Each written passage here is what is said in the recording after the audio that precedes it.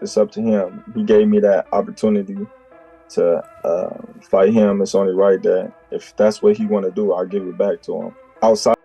They're fighting. Errol Spence versus Terence Crawford 2.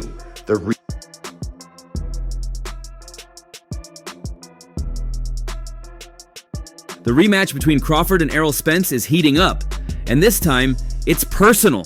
After their first fight in July 2023, there was no question who the better fighter was that night. Crawford put on a performance that left fans shocked and Spence struggling. What many expected to be a close back-and-forth battle turned into a one-sided beatdown. Crawford dropped Spence 3 times and stopped him in the 9th round, becoming the first undisputed welterweight champion in the 4-belt era. Since then, both fighters have moved up to 154 pounds, but the story isn't over. Talks of a rematch are now getting serious, and both fighters are already sending warning shots. I mean, it could happen. I mean, why not? If Crawford want to challenge himself to be great, let him try to be great, you know. So, you know what I'm saying? I'm with it. So, you know, I'll be going for Bud. You know, if he fight Canelo, I'll be going for him. I mean, Errol Spence Jr. is looking for redemption. He's been open about what went wrong the first time and says he's doing everything he can to make sure it doesn't happen again. In recent interviews, Spence has said he's training harder, correcting his mistakes, and is confident that he can knock Crawford out in the rematch. He's not just talking about winning, he's talking about ending it early. "This time I'm putting him down," Spence said. "I've been focused, fixing the things I didn't do right, and I'm going to show the world what I really can do when I'm at my best." But Crawford isn't worried. In fact, he seems amused by Spence's new confidence. Has he exercised his immediate rematch clause? I don't know if it's gonna be at 54 or 47, but I'm sure he's probably gonna push the weight up. But there's not gonna be no change in the decision. The performance still is gonna be the same. It might be even a little bit better. So you know he might want to watch out before he activate the rematch clause. In an interview with sports analyst Stephen A. Smith, Crawford spoke honestly about what it felt like to be in the ring with Spence. He said Spence landed a clean punch early in the fight, one of his best shots, but Crawford barely felt it. "I remember him throwing a big overhand left and catching me right on the button," Crawford said. "I thought to myself, this is it?" I knew right then it was going to be a long night for him. That moment stuck with fans. Crawford summed up Spence's power in just 3 simple words. "This is it." Those words hit hard. Crawford's message is clear. Spence doesn't have the power to hurt him, and if he can't hurt him, then Crawford feels fully confident he can outbox him again. I think it's gonna be a really good fight. I think, no disrespect, but I pick Crawford. A lot of skill, power. I think he's really a smart fighter. I think Crawford's gonna do a number on him. Stylistically, he's more diverse. He has better technique. He moves around more, you know. And I love Spence. I mean, he's a great fighter, but Crawford he knows how to change it up, switch it up. Spence's record still shows 22 knockouts from 28 wins. He's stopped top fighters like Kell Brook, Chris Algieri, and Yordenis Ugas. His power was respected before the Crawford fight. But after what happened last time, fans and fighters are starting to question whether Spence's strength is enough to deal with someone like Bud Crawford. But you gonna knock my first? Because I don't want to personally. We talking about what we want to see. I don't want to see it because I know what it's gonna look like. The same as it looked last time. No, you don't. Yes, I do. Errol Spence wasn't the same. What was wrong with him? He looked slow. He looked he looked sluggish. Why? I can't tell you. I wasn't in camp. At the division, he dominated for his entire career. All of a sudden, when it came time for this fight, he looked different. Why? I wasn't in camp with him. I can't tell you. Crawford, on the other hand, had been on a 10-fight knockout streak before moving up to 154 pounds. He won his debut in the higher weight class by decision, which raised a few questions about whether his knockout power will carry over to this division. But he still looked sharp, focused, and in control. He now holds the WBA super welterweight title, while Spence is ranked #1 by the WBC in the same division.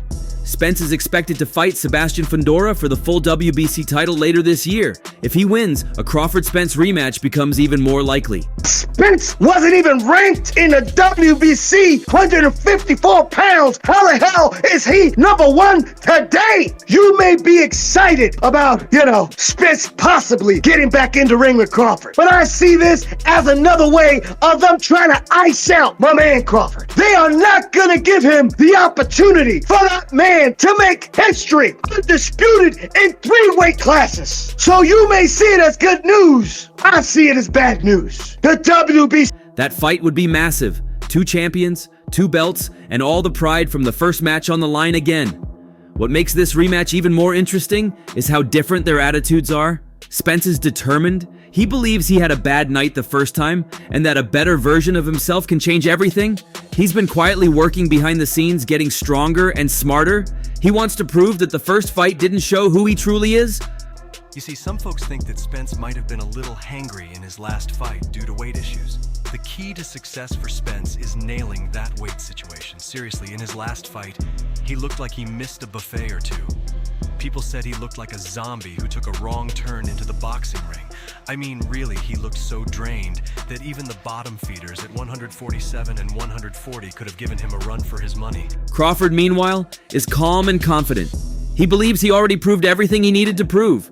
From the first bell to the final punch, he dominated Spence. As far as he's concerned, this is just another chance to show that the gap between them is too wide to close.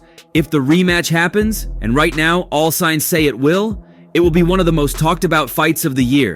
Not just because of the titles or the talent involved, but because of the tension, because of the pride, because Spence wants revenge and Crawford wants to remind everyone who's boss. Crawford. I believe Crawford, even though, fought twice, throughout the year, Crawford, was... But look where he beat. Undisputed. Look where he beat. Look where he beat. What he did to Spence and how he did it. That's 3 fights to me. And it took 4 fights out of Spence, right? I'm a fighter, so I can tell you when you get punished like that. Yeah, I was there ringside watching the fight. It takes a few years out of you. Don't see the years right now. The war of words between Crawford and Errol has gone from trash talk to straight-up personal shots, and the boxing world is watching with popcorn in hand. Crawford is no longer content with just the win. Now he's coming for Spence's legacy. In a recent interview, Crawford took a jab that hit deeper than any uppercut. He questioned whether Errol Spence even deserves to be in the Hall of Fame. Let that sink in.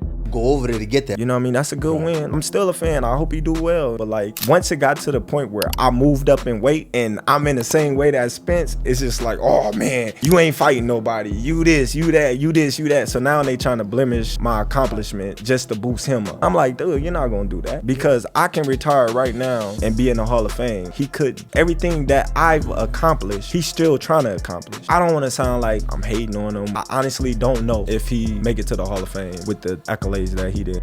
For a fighter like Spence, who once ruled the welterweight division with calm, calculated violence, that kind of statement stings. This is the same Errol Spence who beat top-tier names like Danny Garcia, Sean Porter, Lamont Peterson, Kell Brook, and Chris Algieri. He unified titles and, until that night in Vegas, looked nearly unstoppable. Yet Crawford, cool and confident as always, simply shrugged it off like it wasn't impressive. Spence doesn't have a Hall of Fame-worthy resume, Crawford said, sparking a firestorm online. Kell Brook coming off of a loss, an eye injury. He beat Sean Porter. In all fairness, he had to go over there to get that. Like I said, that's a good win. I don't want to sound like I'm hating on him or, I understand things like that, but right. I honestly don't know if he make it to the Hall of Fame with the accolades that he did. But not everyone is buying Crawford's claim. Fellow boxer and rising star Shakur Stevenson stepped in to defend Spence. Speaking on the Best Women's Boxing Show period, Stevenson said, "I disagree. I feel as though Errol had a great career. If it wasn't for Bud, he would have been undisputed. He went out and got every belt one by one by one. I think he's a Hall of Famer." Shakur isn't wrong either. Before Crawford, Spence was that guy. The most feared man at 147. He didn't collect belts in vacant title fights or hand-picked opponents. Terence went on Pound for Pound podcast and he said that Errol Spence will not be a Hall of Famer. Can you just give me your thoughts on that? I disagree. You disagree? Why do you disagree? I feel as though Errol had a great career. If it wasn't for Bud, he would have been undisputed. So he went and got every belt one by one by one. I think he's a Hall of Famer. He beat real champions to get them. And when the time came for a true undisputed showdown, he stepped up. He just got beat by a better man that night. But that night doesn't define a whole career. And Crawford knows that. That's why his recent comments feel less like honest critique and more like calculated provocation.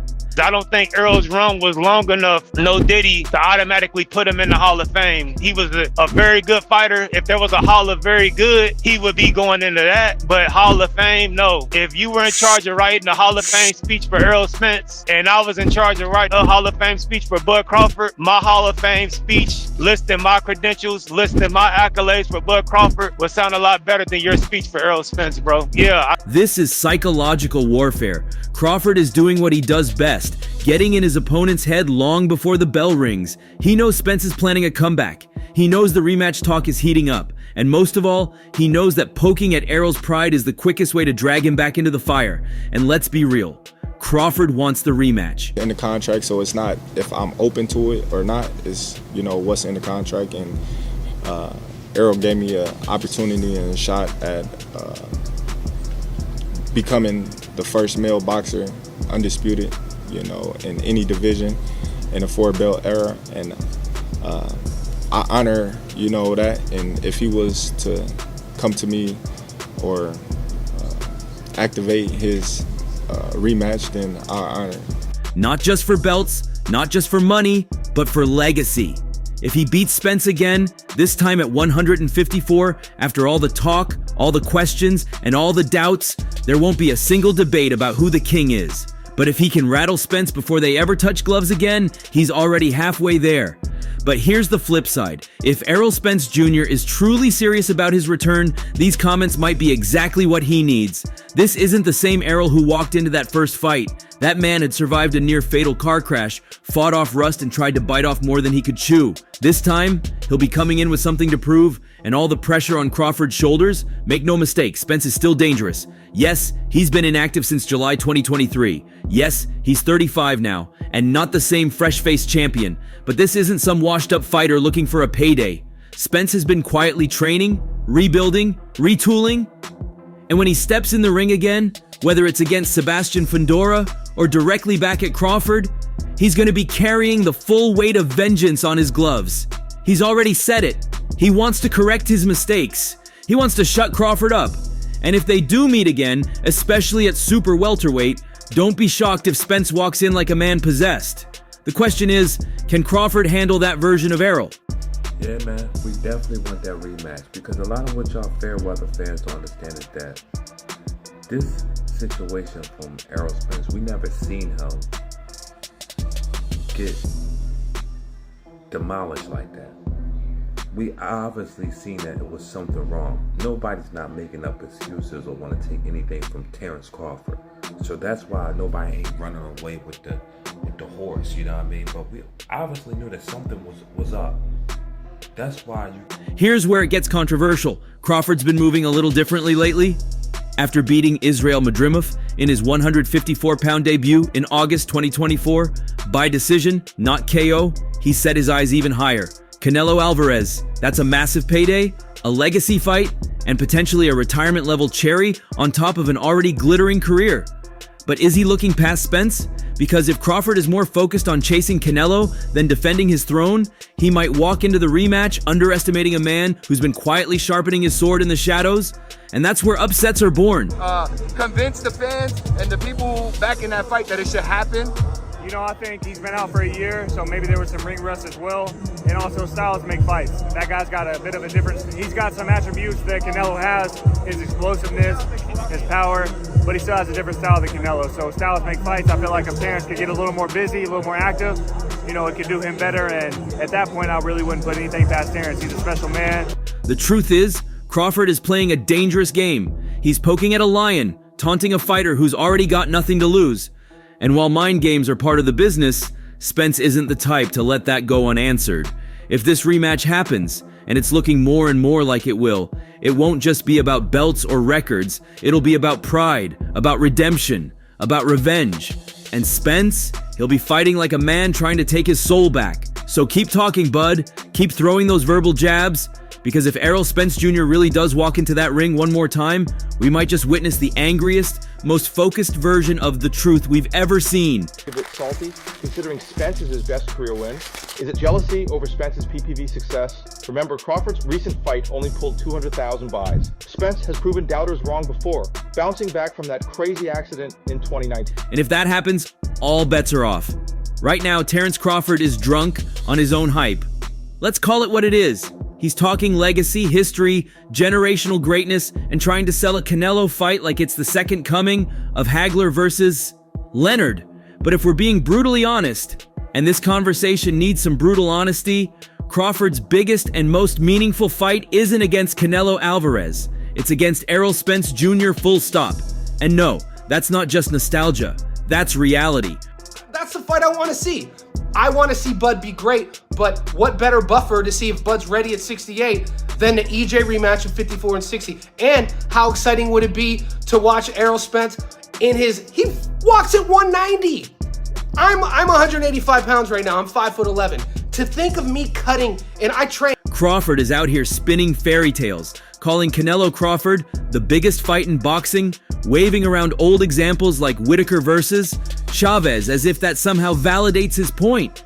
But the truth is, this isn't 1993, and Crawford isn't Whitaker. He's not a mainstream darling, he's a technician's favorite, a purist's dream. But outside hardcore circles, most casual fans wouldn't know Terence if he walked past them in a grocery store. Let's not get it twisted. Canelo is the star here. He's the A-side. Always has been, always will be. Crawford's only successful pay-per-view in 17 years was against Errol Spence, and Spence was the one who sold that fight. That wasn't a Bud show. It was a mega event because of Spence's following, his unbeaten record, and the years of build-up behind it. Crawford finally got the dance he'd begged for, and he danced beautifully, yes, but let's not pretend he carried the weight of that event alone. No, but yeah, it's definitely my call. The ball's in my court. What they say, I'm the A-side now. So now what is Crawford doing? He's clinging to that win, weaponizing it to boost his stock and throwing shade on Spence in the process. He recently said Errol Spence doesn't have a Hall of Fame resume, and that's insane. Spence went belt by belt, beat everyone in front of him, and was one fight away from undisputed. And that fight was against Bud. He lost, sure, but it took Crawford nearly 2 decades to even get that level of opponent. Crawford is now chasing a payday, plain and simple. This isn't about legacy, despite what he tells the cameras. If legacy mattered, he'd be fighting David Benavidez, David Morrell, or anyone at 168 with real smoke and size.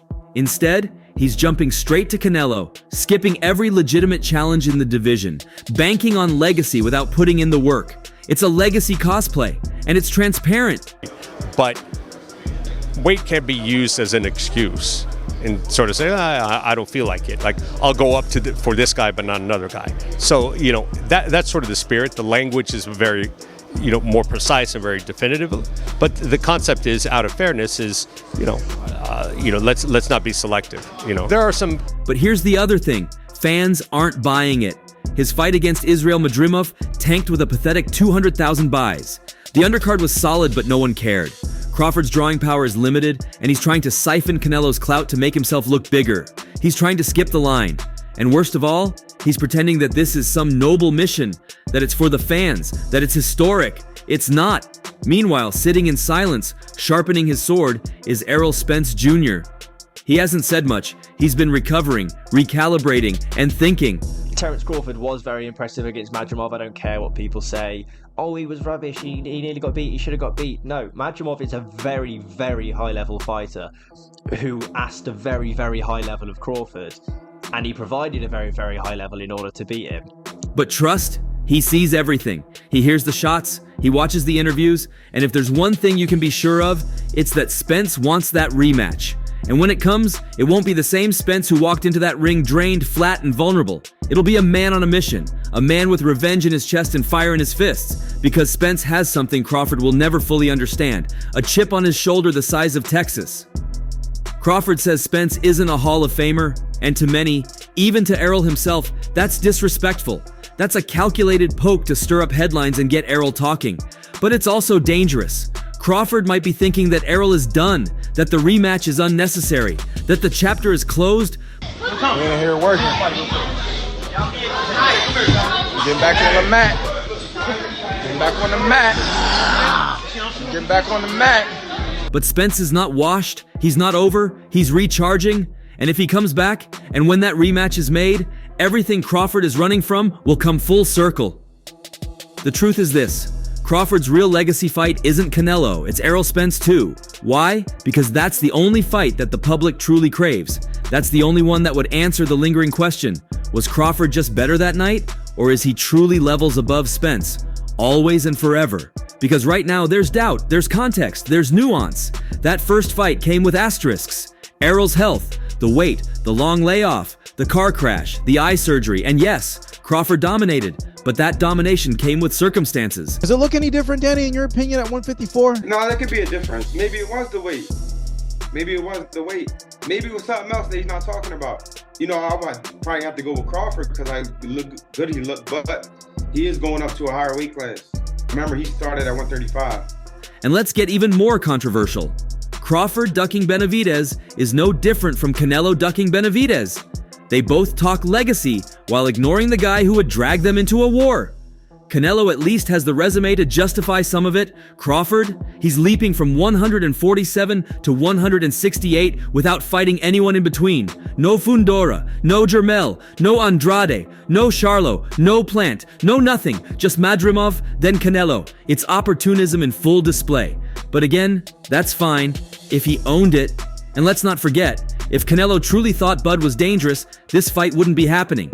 It's happening because Canelo sees him as an easier payday than Benavidez. That's just the truth of the matter. Listen, I told my boy Jazz, I already caught the biggest fish in Texas. About to get out here and get it in. I see the water. I know who the #1 fisherman is. Even big fish get caught.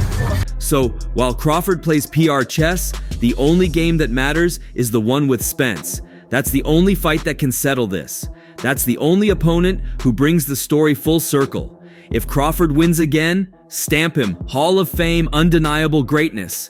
But if Spence comes back and wrecks him, the entire narrative flips. Crawford's legacy gets dented and the myth starts to crack. But how do you think this will go if the rematch does happen? Share your thoughts below and subscribe for more updates.